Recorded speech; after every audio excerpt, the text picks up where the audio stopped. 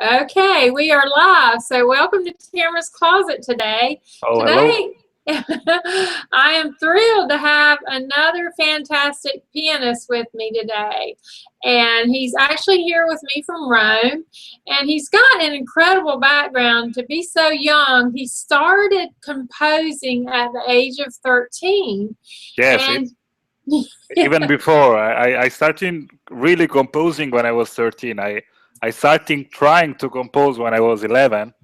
Oh, okay. So I was told like this, and and since that I never stopped. Well, his talent has evolved from his ability to blend his study of classical authors to the modern and contemporary styles, ranging from Keith Jarrett jazz to the Ludovico Einaudi. Minimalism. After 2 successful albums, he had Emre in 2010, then Levent in 2011. He's published a 3rd album in 2014, Flying. And I just ordered 2 of them, so I'm excited to get those in the mail. So thank you. Also on April 2nd, and I'm assuming that was in 2014, some of your songs became part of the soundtrack of the documentary. Let's see if I say this right. Ocho Pasos Adelante, yes. It was a documentary about autism, and it was projected at the ECOSOC chamber at the United States, the UN, in New York. Yeah, I'm going to have you talk about that in a little bit. And it was displayed in the ECOSOC chamber of the United Nations, in the headquarters in New York, like you said, in occasion of the 2014 World Autism Awareness Day. Yeah, so I think that's so impressive. And he became a testimonial of Luis Guido Carli thanks to the recognition of his talent. The university acquired his music and the image rights for the 2013 Together We Become advertisement. So I'll have to make sure I don't forget to ask you about that, Francesco, because all these things are so impressive, and he's accomplished so much at such a young age. So he's already kind of come out, but I want to welcome Francesco Taskayali. So say hello, Francesco. Hello to everybody from Rome, Italy. Yeah, it's like evening right now. Yeah, this is dinner time for you, so I hope you ate early. But so we're going to get through this, and he's going to try to understand my Southern accent, and I'm going to try to understand his Italian accent. So. Oh yeah, is that terrible? My Italian accent? No, I love it. I love it. So, but you started composing. Well, I want you to tell me about that, because you said you actually started earlier. But tell me about that. But also how when you started playing the piano. Well, it was really early. Yeah. I started playing when it was when I was 7 years old, and my father just asked me if I wanted to try playing piano. And I really didn't know if to say yes or no. So I said, okay, let's try it and let's see. So every week it took me to piano lesson, and I never stopped. And when I was 11 years old, I tried to do something mine, to not read, but to create. And it was very difficult at the beginning, because I didn't have a composer teacher, and I had to learn to compose by myself, only playing on the keyboard, finding the combinations between the notes, the harmony that I liked, and in 2 years, at 13 years old, I did the very first track. It was Essera, and actually it is one of the most liked from the audience, and it is funny because it is the first one, so it means that I have never evolved. No, I don't think so. But you still play that when you tour? Yeah. I play it. Yeah. Oh gosh. Sometimes I start with that song, and then I go on, and when you grow up, you start to begin more to become more technical and less how you say, less simpler. I don't know. Yeah. It's like composing. It's like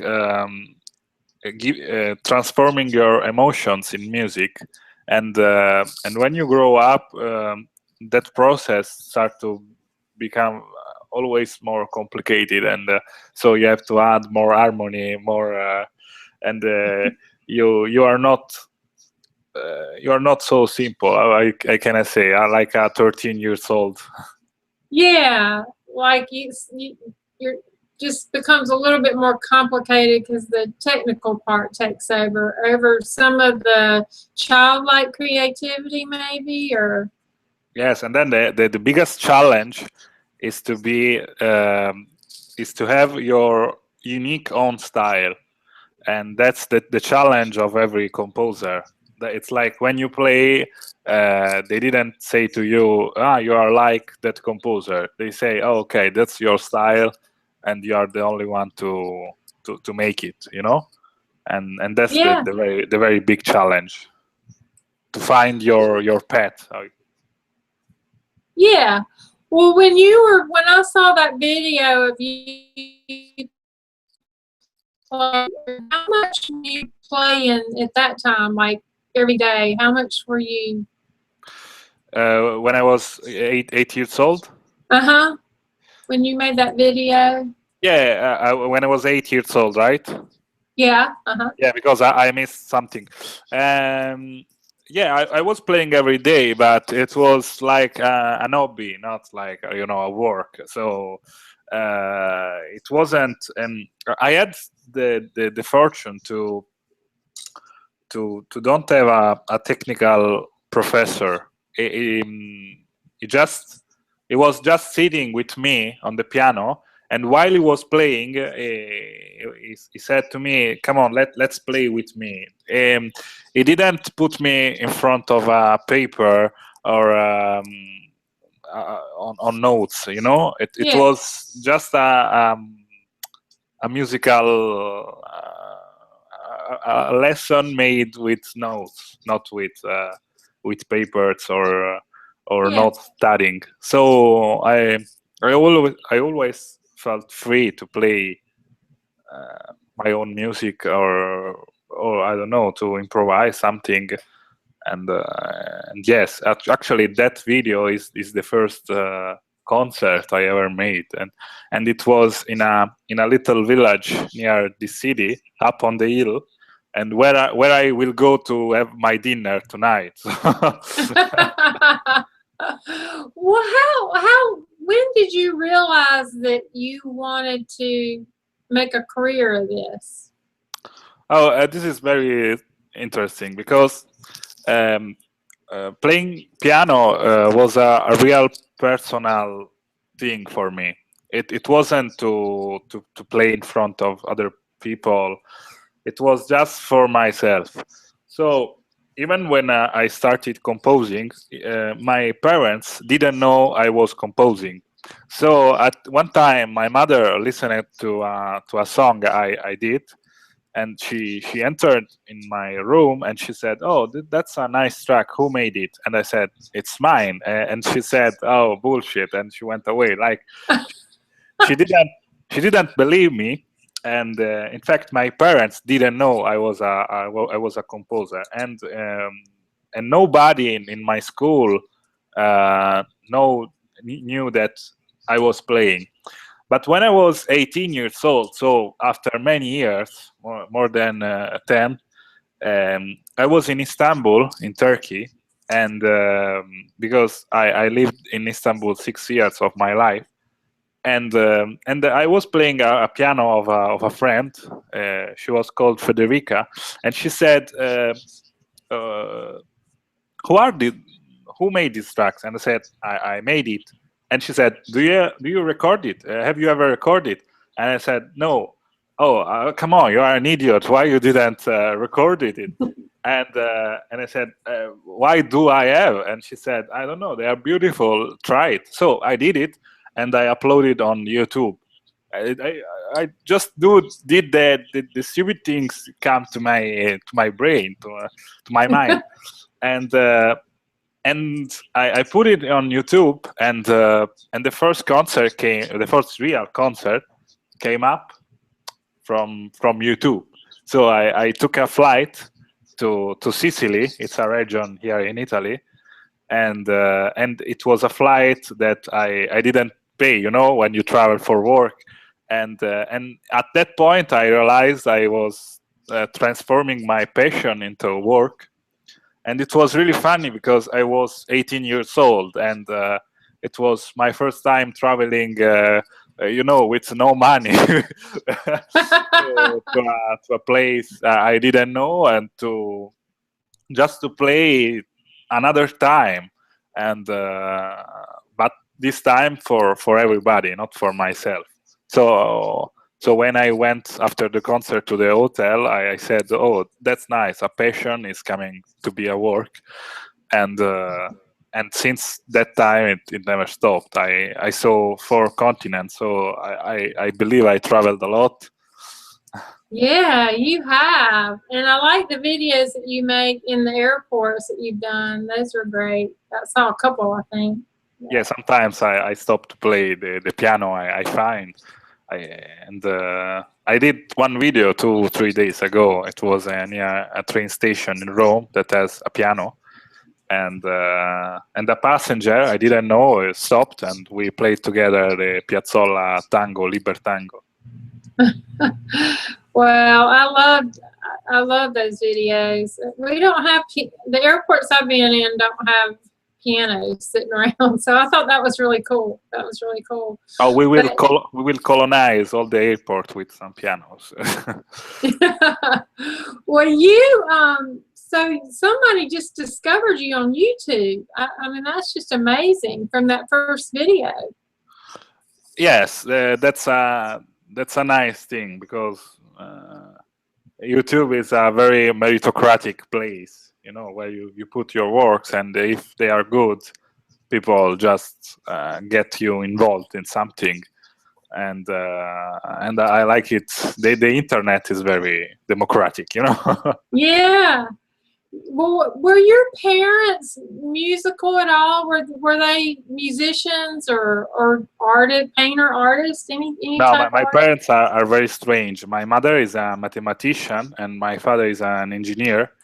And he used to play, but for hobby, and but his main work is to be an engineer, not to be a musician. So yes, it was my father's interest to let me play something, but they at the first they didn't want me to be a musician. In fact, I wasn't telling them my tour dates or interviews at the first, when I was 18, 19 years old. And because my mother always was getting mad when I said. So one time I had to go to make a concert in Jakarta in Indonesia, so at the other part of the world. And I said to her the day before, because I was needing a lift to the airport, and I didn't have it. So I said, "Mom, please, can you get me to the airport? I have a concert in Indonesia, you know." And what did she say? She said, "What?" Yes, come on, we will talk it about later. Now, please take me to the airport. But they're okay with it now, aren't they? What do they think now? No, now they are very happy. So my mother converted herself when he saw that I have more than nearly 200,000 fans. 200,000 fans. So she converted herself to my music, but maybe she had to see I have some followers. Well, that's an amazing story. That's funny that you did that and you didn't tell her till the last minute. So, Yeah, I never had their support in building a career in music.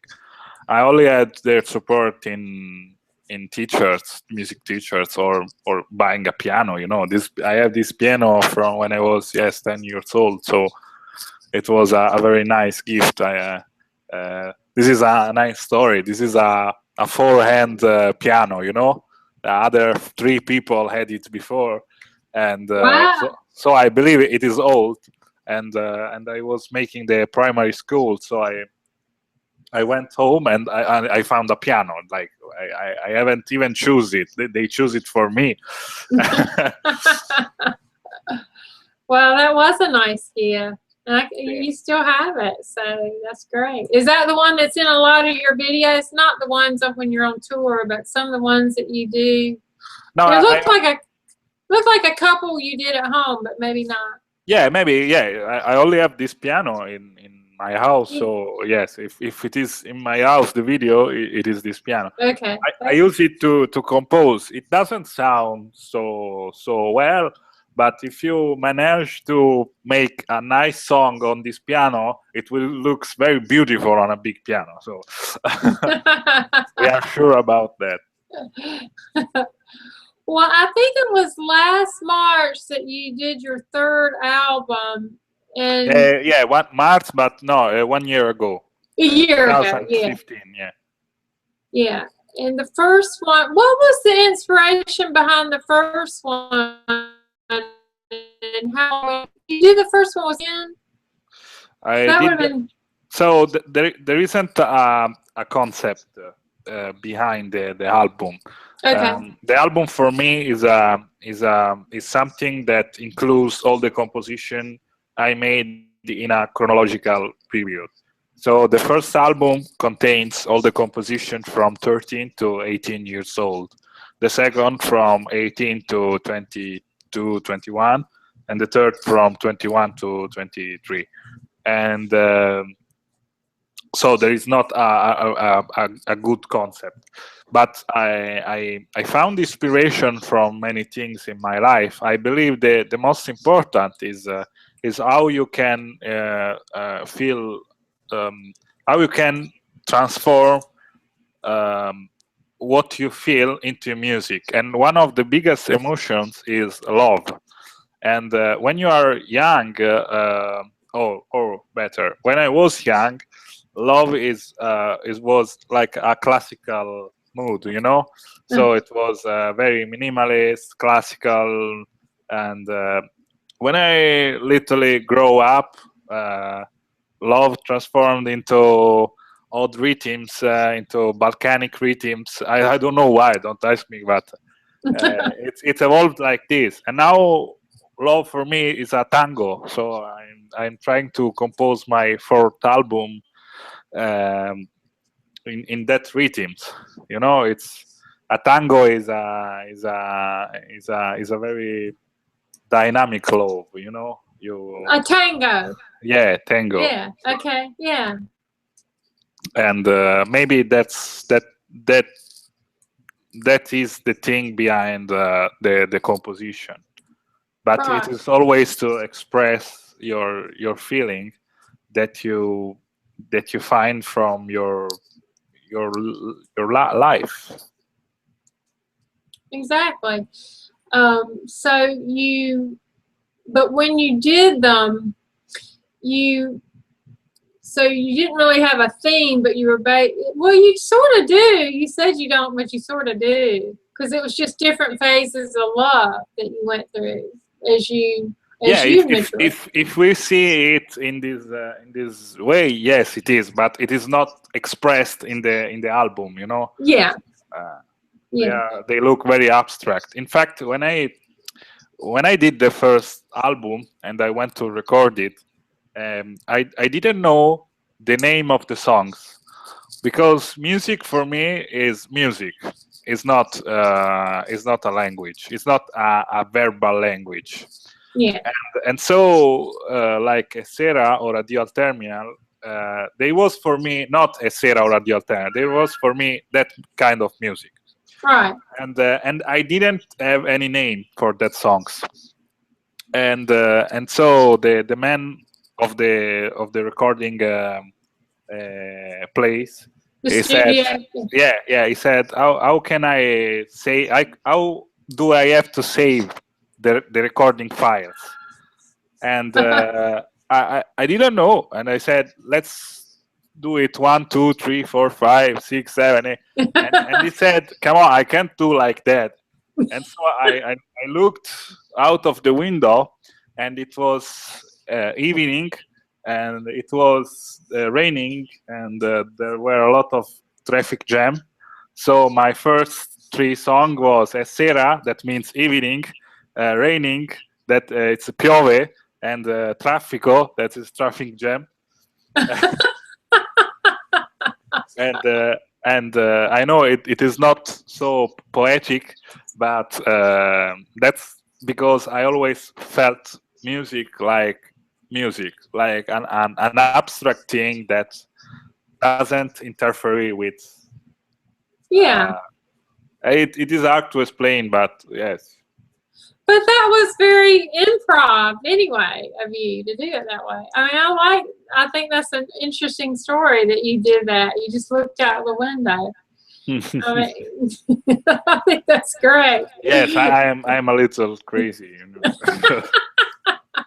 Well, crazy's good. I like crazy. That's okay. We're all crazy. But let me ask you, because there's a question I wanted to ask you, but I may have read it wrong in your, because I was using 2 different bios, one on your website and one that you sent me, and I thought it had said that you had been compared to both Keith Jarrett and Ludovico Einaudi. I see them as gods, you know. Yeah. I don't feel to be equiparated, like at the same level, no. I'm very low. No, but I thought I guess I thought I read that other people were comparing you to them, but maybe I read it wrong. No, maybe yes. I try to find inspiration from them, from their musics, but I don't feel like to be same level, you know. And but every composer tried to find his own path, his own style. So the time that I will have my own style, I will be so happy. Well, I think you already do have your own style. What was it about these 2 that you like so much? What was there? What do you like about Keith and Ludovico so much? Okay. I went to a Keith Jarrett concert 2 weeks ago, I suppose. Yes, 2 weeks ago, and as always, he made a 2-hour concert, only improvising. He didn't have any sheets. He didn't. He just composed. He just improvised, and it was incredible. And I like that he was with us, but his mind wasn't with us. He was going in his world and playing what was coming in that right moment. And his level of abstraction, his level of getting inside the music really touched me, and I was very impressed by him. And I don't know, maybe this is the best thing I can imagine about Keith. And about Einaudi, I like his harmony, his style, and he's one of the most most famous in the world Italian artists. And once I played his song in Venezuela with a symphonic orchestra, and the fact was that I I prepared that concert in my house in Rome. The orchestra prepared that concert in Venezuela. I took the airplane and we made the concert. So we weren't so much coordinated, so we played it very fast. And so the first time I met Ludovico Einaudi, I said to him that I was the guy that plays song with the orchestra in Venezuela. I said, "Oh, really? You played it fast?" He said to me. I said, "Oh, man, sorry." So it was funny. So he says you played it too fast. Yes. It wasn't a very good way to present yourself, but okay. But you learned something. Yeah, of course. Yeah.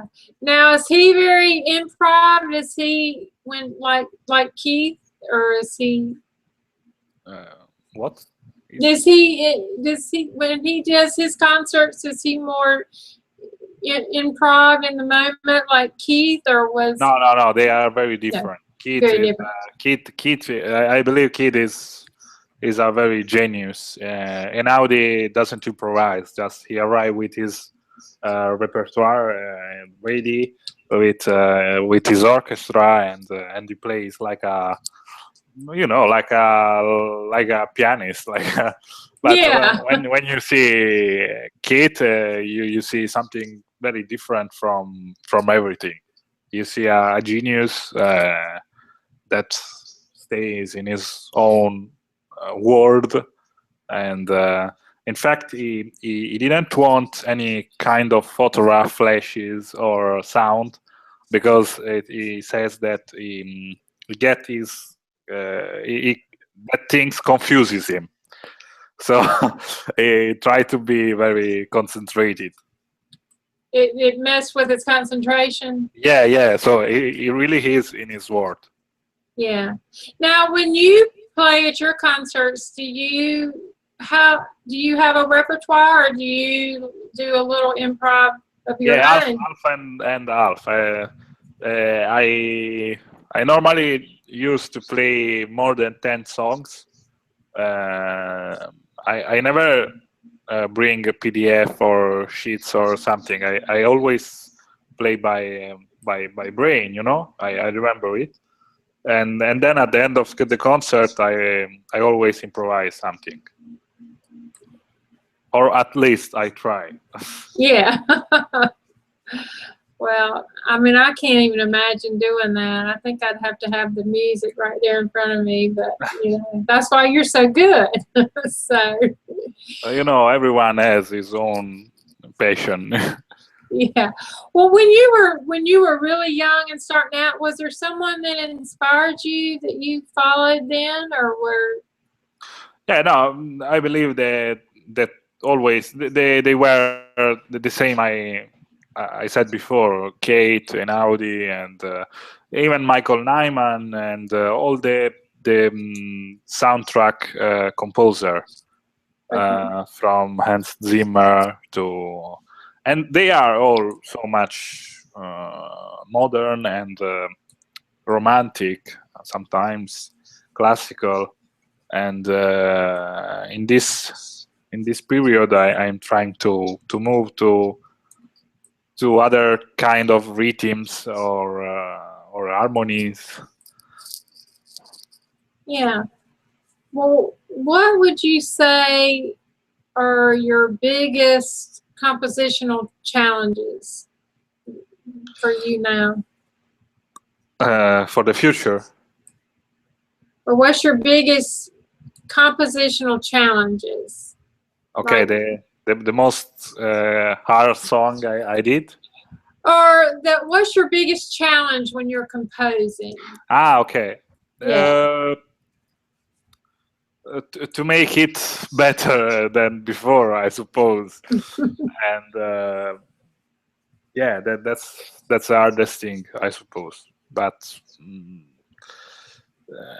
you have to be connected with your thoughts when you play. You don't have to be so much rational, or I like to play like that. I like to just express myself, to turn off my brain and just play, and to wait that something beautiful just came out, and when it came out, I record it with my iPhone, and I I put it in my database, so I will play it when I will record my album. So what do you usually start with when you're composing? Like, do you just sit down and, I mean, is there like a melody in your head, or? No. There's nothing. Nothing. I sit in front of the piano and I start playing.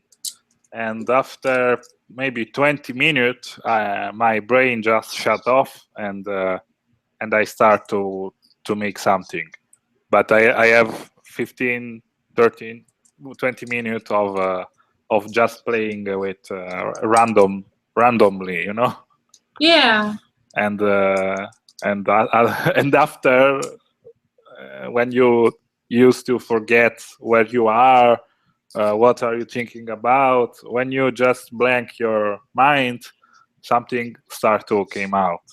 And I believe it's a part of a brain that is not so much rational. It's everything so abstract, and when you start to use that part, you start to create something. You start to use something not that conventional, not that rational, and you start to find new paths, new harmonies, and you play. Wow, I can't imagine doing that. Like, if I just said to you, Francesco, I want you to write a theme song for Tamarah's Closet Show. How would you would just sit down and start playing until something kind of clicked? Yeah, the first I will ask you something about maybe your life, and I will use it to make a mood about it. Oh, okay. And then I just can't imagine doing that. Yes, I can't even imagine. So sometimes I saw my video and I don't know how the hell that song came out.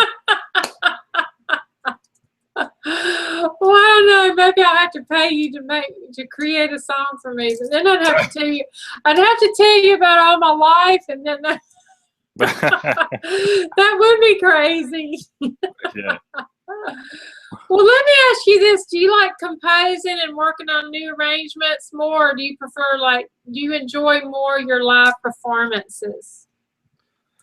No, I like to play for myself. It's like it's like your own secret diary, you know, when you write about your life, your thoughts, your experience.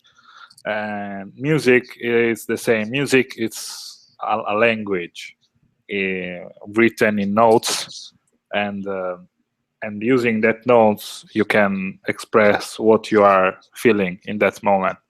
So yes, in transforming your everyday life in music, it's the most thing I prefer, you know. Sorry, my English is very bad, but I'm trying my best. No, you're doing great. I understand you perfectly. No, that was a great answer. I mean, no, I understand. Well, I think I like.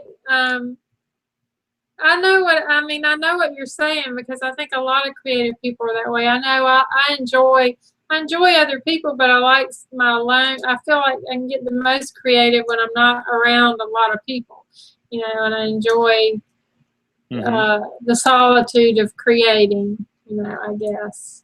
So how many people are watching us? I won't be able to tell until I get, because if they're watching on YouTube, it won't tell me. So okay. Are you nervous? No. Well, you don't act nervous. I was curious. No, you're doing good. You're doing good. Well, I want you to have a chance to talk about your music being part of the soundtrack for the documentary, because I mean, I think how did all that come about? Well, you are talking about Ocho Pasos Adelante. Yeah, I just didn't want to say it. Yeah, it was not the first documentary I made, but I like to give my music for films. I think it matches very well, and with film and music. It's like I always studied soundtrack composer, so maybe my music looks like a soundtrack score. And yes, I did this documentary, and I met the director, and she said that she was in need of some songs, and I just gave it to her, but it was like an indie project. We didn't even know what was going on, and then after some months, I saw that documentary at the Echoes of Chamber in New York. So it was very nice. It was a big project, I'm very happy for her, and we even did a concert in Rome for that documentary, and there was a big audience, 600-700 people, I suppose. Can you tell me what was it about? Because I watched the trailer, but I didn't understand the language, so it was about autism and some kind of medical procedure used in South America for autism. That are very innovative, and so the will of this director was to import this medical, how you can say, this medical not procedure, but yes, I believe you understood me. It's medical practice to Europe. Practice, okay. And it was all about this thing, and she interviewed some families with autistic children, and how they was and about her journey into this big, how can I say, deficit, or it was a touching documentary, and I like it very much, and it was a very big thing to give my music to them, so I'm happy about that. Yeah, I thought that was amazing, and I tagged them on it. They have a Facebook page, and they saw the tag that I put, so they seemed to be happy about that. So that was good. I did try to watch the trailer, but I believe it's in Spanish. So yeah, it's hard for me. It's impossible for you, I suppose. Yeah. Well, I guess I need to. I keep saying I'm gonna start learning Spanish again, so I guess that'll inspire me to do so. But you've also done soundtracks for short films, right? Like, are they also documentaries, or? Yes. We did some. I did a documentary about Palestine near Israel, and a documentary about the journey of the immigrants that came from Africa to Germany, and we presented it in Paris with a very nice concert, and I did some television commercial on the national TV, and so on. I don't feel I will stop now, so. Yeah, no, I wouldn't. No, that's great. I think it's awesome. I mean, I really enjoyed your videos, Francesco, and I really have. And I was so thrilled to see you had so many. And what I like too about a lot of them, the ones that you did, like, they're so scenic, and the scenery in the different places that you've made them is just beautiful. And so that, the videography is incredible. So I really enjoy them. So I think that's great. We are trying our best, you know. Well, you're doing great. I always say we just have only one life, so you can. Yeah. We can't wait. Yeah, I mean, they really are beautiful. And so I mean, I'm going to keep sharing them because they're just gorgeous, I think. So. Thank you. But how important is it to you, like when you're performing in front of an audience, that the audience understand like the complexity or deeper meaning behind a composition, or do you just think that they can enjoy it being in the moment? I mean, is that important? I know some musicians have different views on what they want the audience to feel. Are you understanding what I'm asking? Or? Yeah. I don't think there is a general understanding. I think everyone see what he wants to see in it, and it's a very personal and subjective way to listen to music, and that's the funny part of music, that it make you think about everything. It is not so rational like English language or Italian language, that when you express something, it is that thing. It is not other things. And but normally when you play in front of other people, you used to forget that there are people. So you just focus on the piano and on the music. And normally when I start playing after 30 seconds, I forgot it that I am in a concert, and music just start to flow, and 1 hour and a half, 2 hours looks like 5 minutes. Wow. And then you have to go having a dinner. Yes, that's the most important thing of a concert. Going to eat. You're hungry, I guess. I can tell. No. It's really clear, because normally you make concerts around 8 o'clock. Oh, God. Or 9 o'clock, and you can't make a dinner before. Yeah. So you have to wait, and it's the most funny part and the most relaxing part, because you are not nervous. You are happy that everything went very well. So you find your closest people, your closest friend, and you go directly to eat something and to celebrate the moment, you know. So when you go to a concert and go to perform, it doesn't sound like you're going with an intent on a certain response that you're wanting to invoke from the audience. I mean, is each experience just different? I'm aware of critics. I like to be criticized in a. You do? Yes, in a constructive way, of course. And when I was in Los Angeles 1 month ago, I suppose, a composer from Hollywood, a soundtrack composer, came to my concert. And at the end of the concert, I wanted to meet him. So I just present myself, and he said, "Oh, it was great." And I said, "I don't care if it was. Just say me about your critics. What was not good, please."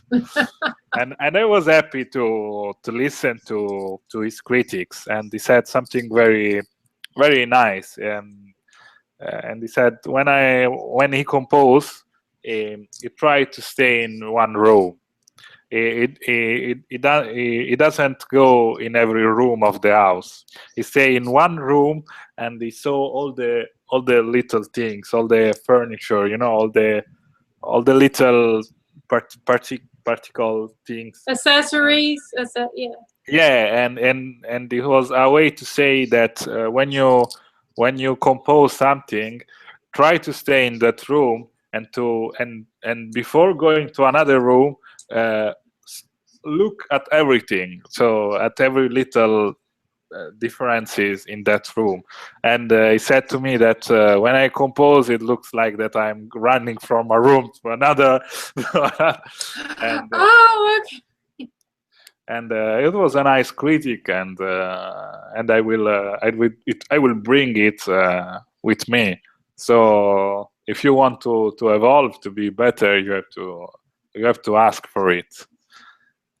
Yeah, that's good though. I mean, that's a good analogy that he used to explain what he saw that would help you, and I think that's great. You know, Yeah. I'm sure you're glad you asked him. Yeah, I'm happy, so it's good. I'm trying. Well, you're doing great. Do you remember how you felt your very first performance? Were like, how did you handle the nerves and how do you handle that now? I remembered something, and normally I was very nervous, but when you sit, you're nervous. When you wait to play, you're nervous, and when you press the first note, you just forgot almost 50% of your anxiety, and the next 50% is to press the right notes instead of the wrong notes, and it is not a good thing to be nervous, because it doesn't let you to express, to be more free when you are playing. You look very robotic if you are nervous. You look very how can I say, very too much a machine, not a like a robot. That was good. Yes, and so you need to be in another place with your mind, with your brain, and I started to be relaxed when I accepted that making error was very normal, very human, you know. And when I accepted the error, I just didn't care about it, because you know, you can make an error, so what? So it's normal. So we are not machines. So when you understand this, everything is perfect. Yeah, well, I would think most people probably don't even notice the mistakes anyway. I mean, I don't know that I would unless I was familiar with. In fact, making mistakes, it's more dangerous to you than for people, because you make a mistake and you are more anxious, and so you make another mistake and you get even more anxious, and you start thinking, oh my God, everyone listen to my series of mistakes, and and at the end you don't feel what you are playing, and the concert is horrible. Yeah, well, I've always been curious as to how pianist prepares for a concert, because other musicians get to take their own instruments, you know, and you have to get on this strange piano. How do you prepare for that? Well, I don't ask for a brand piano, or I just need a nice piano, and it is good for me. The thing that it's challenging is the keyboard, the softness or the hardness of the keyboard. If you have a hard keyboard, and it is hard to make a smooth concert, and you will make more. I don't know how to say, but it is harder, and this is more.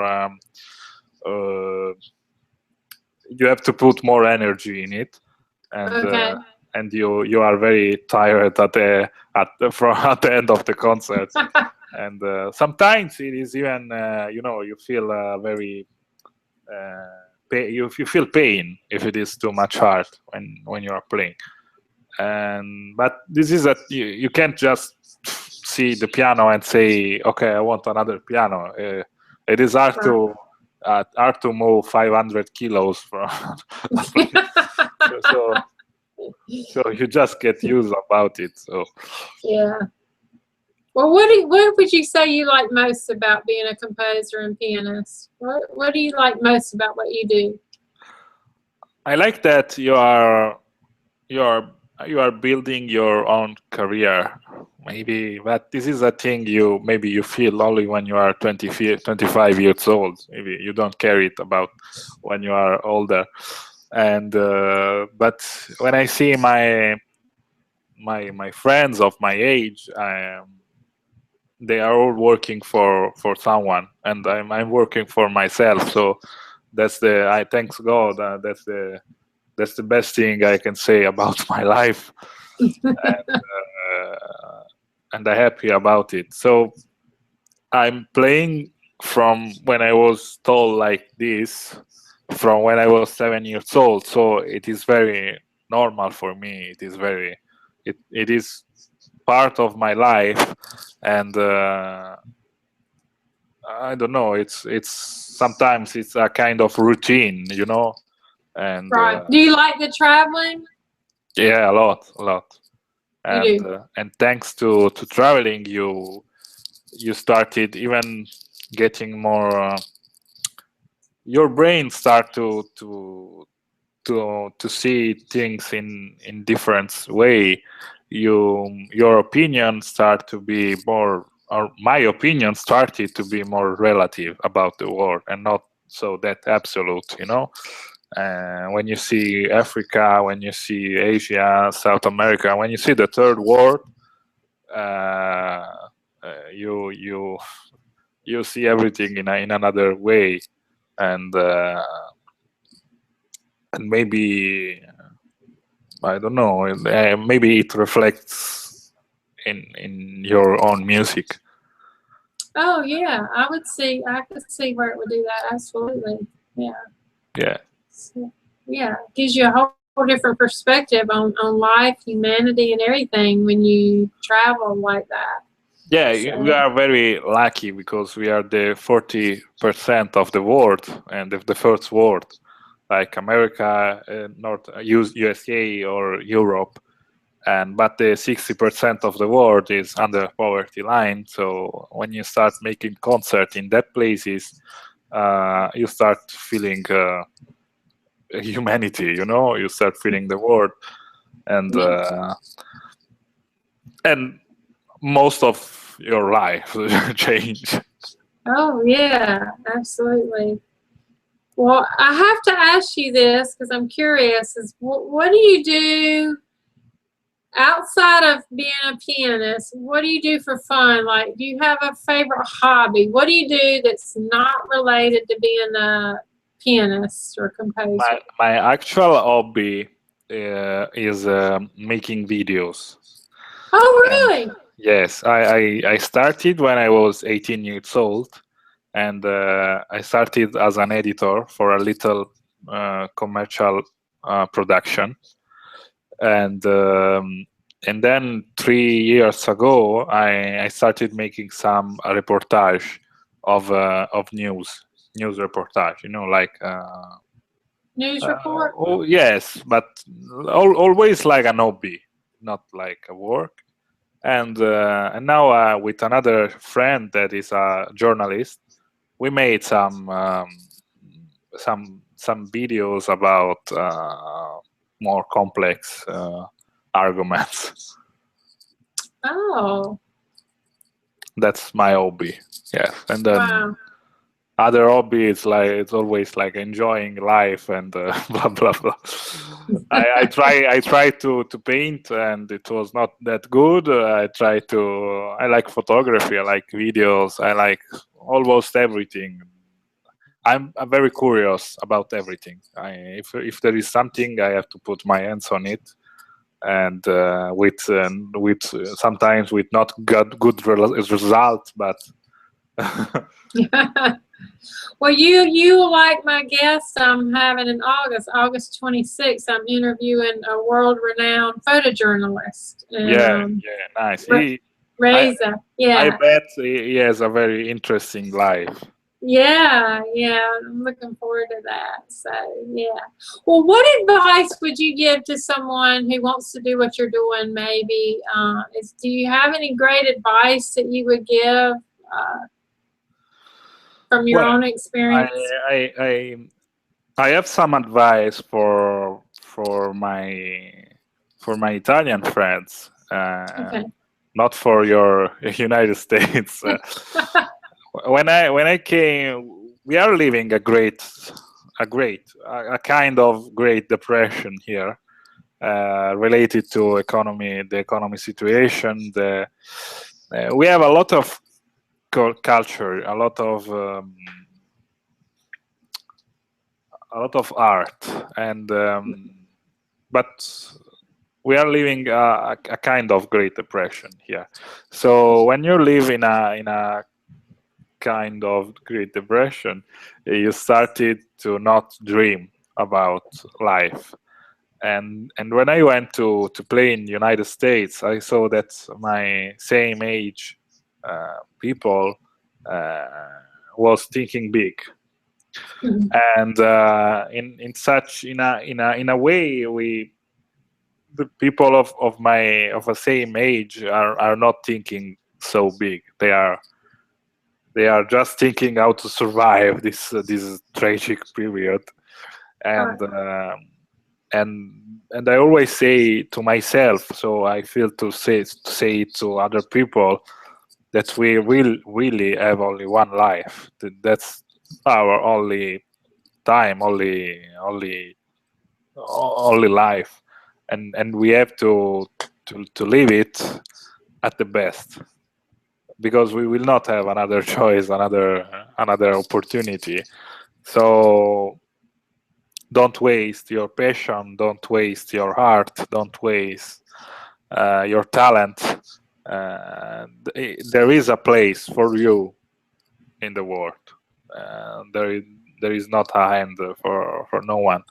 I had many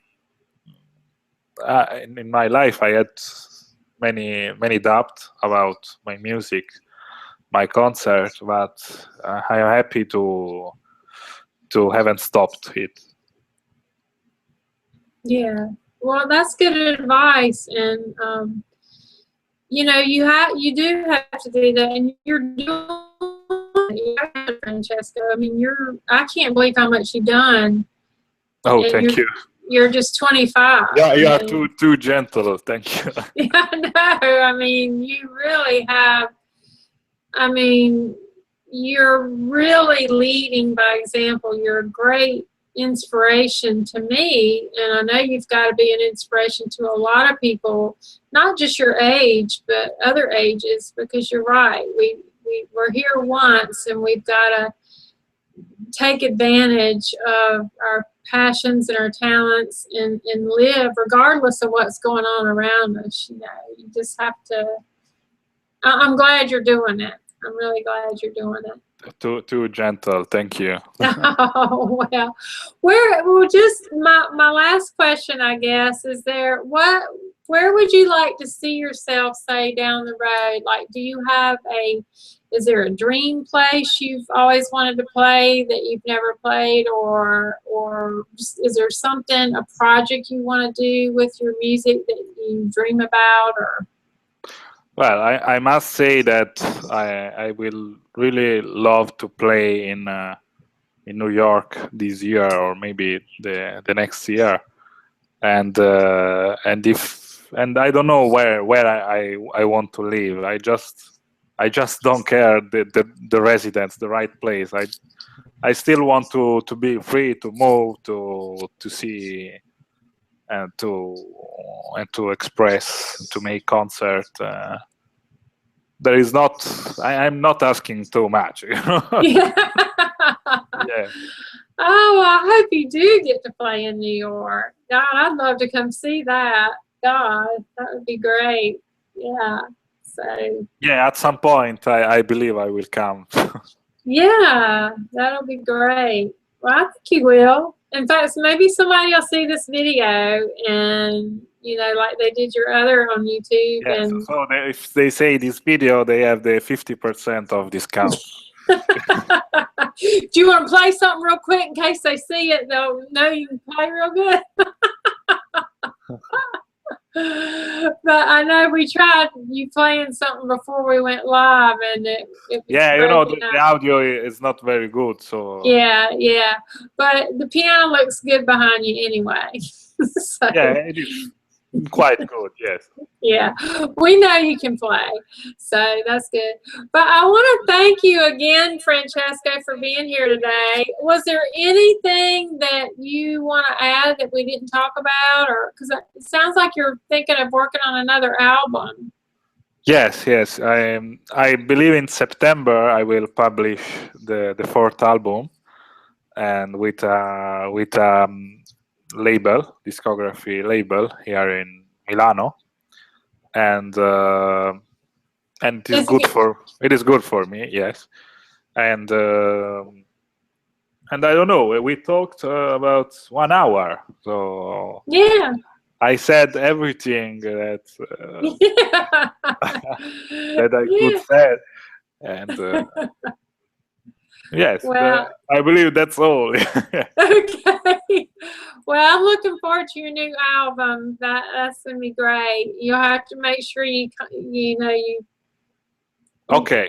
Acknowledge me on Facebook. But anyway, I wanted to tell the viewers they could. I had your website up here. They can check out your website at francescotaskayali.com, and I'll have a recording of this in tamarahscloset.com. But I'll have all the links under the YouTube video. I'll have the links there, and then in the blog.